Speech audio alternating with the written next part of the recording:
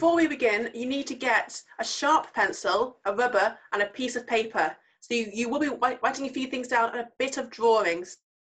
So make sure you have a rubber. Good. Okay, so am I odd questions? Was it me on odd questions? Okay, here we go. So question number 1. What kind of clef is this? What kind of clef is this?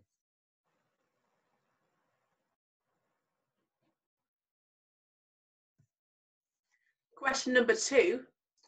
What note is this? So remember to look at the clef as well.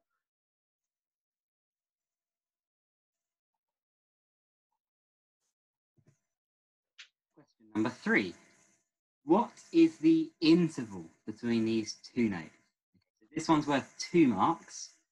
So have a guess if you're not 100% sure. Remember how we work out intervals. And if you want to, you can sort of write down the method that you're using. Because even if you've got the right method, you might not always come up with the right. Question number 4. What time signature is this bar in? So as you can see, there's a gap here after the clef. So try and count how many beats we have. That might help. Good theming going on there. That might be a clue as well. Yeah. Did you write this tune, Miss Morgan? It's an excellent tune. Very nice. Very distinctive. Triad. Anyway, next question. Question number 5. In the key of G major, what scale degree is this note? For example, a G would be scale degree number 1. And don't forget, there are different ways we can describe scale. Numbers, we can words, but number would be fine here. Scale degree in G major.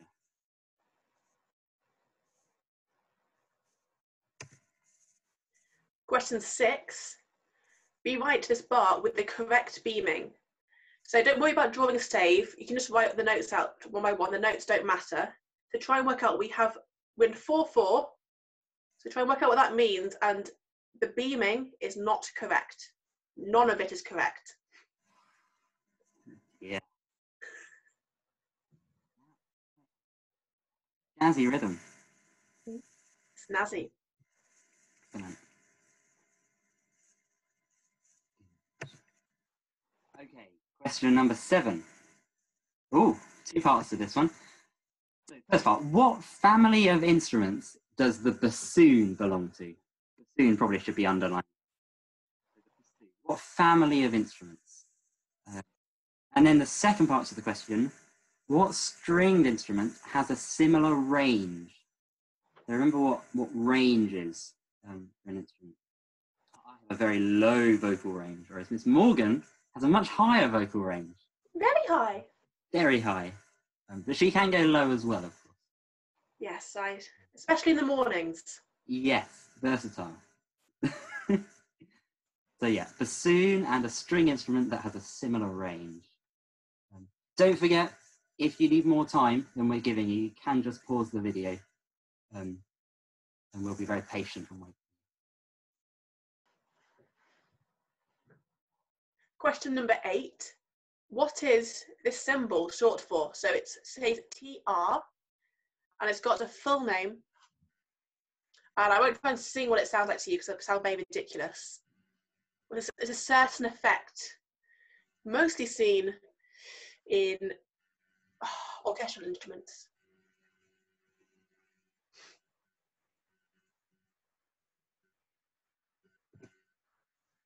Question number 9.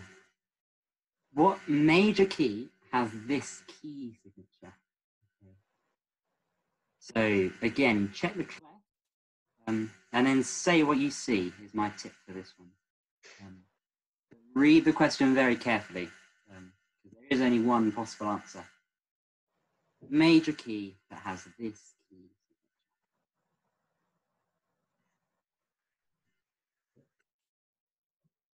Question number 10. What does a crotchet rest look like? So this is just how you draw it. So take as many tries as you need because it's quite a strange one to draw, but try and remember the method for doing this.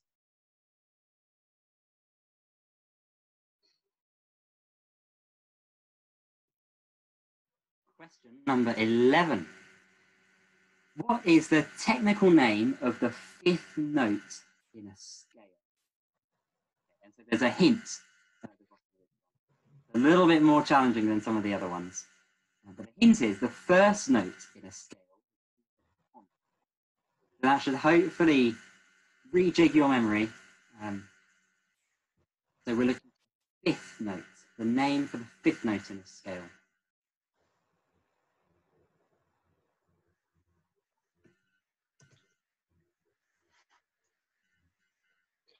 Question number 12. What does this symbol mean? So as a hint, try saying what you see. So what does this specific symbol mean? And if you think you know the answer to that one, try the bonus question and see if you can work out what this strange X means. So they both mean similar things. So have a go. Say what you see. It's quite a strange symbol, that X, isn't it? When you look at it so big, normally it's actually quite small on the page, isn't it? I wasn't entirely sure how it was created. Yeah. It's a bit churchy.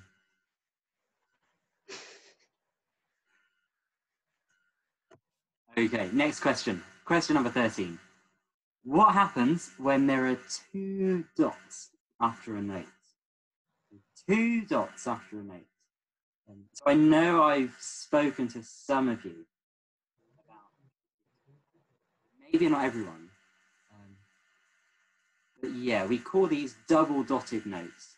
So that should be a little bit of a clue. So think about what a dotted note is.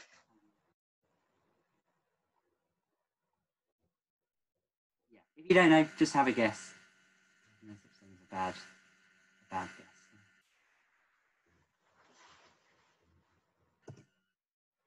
Question 14. What does 9/8 mean? So first try and write it out using the same method we use in grades 1 and 2.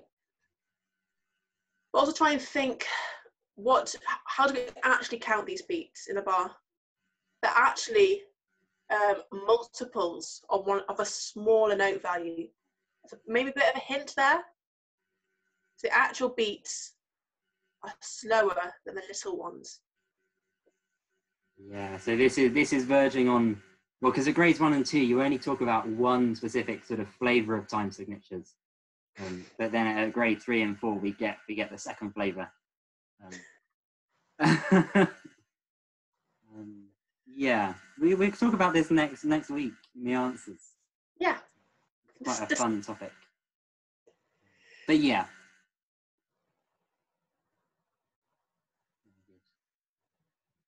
Okay, and then the last question, question number 15. This is a listening question. Okay, so we're going to play you a short extract of a piece of music, probably about 20 seconds or so, and we want you to tell us what language the. And then, of course, there's a bonus point if you can tell us. And so with that, you'll need to give us the name of the piece and the composer. So, here is the extract.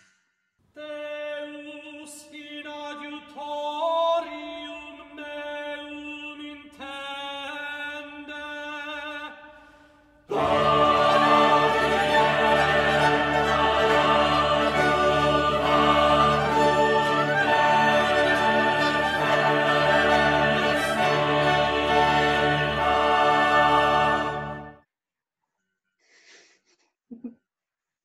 It's a good piece, isn't it? Great piece. Marvellous. Okay, so I will do that. And that's all the questions. Right, so keep hold of your papers because at the start of next week's quiz, we will show the answers, and keep a hold of them because there may be a prize at the end of this whole lockdown for whoever gets the most points in all the theory quizzes. So keep it safe and good luck.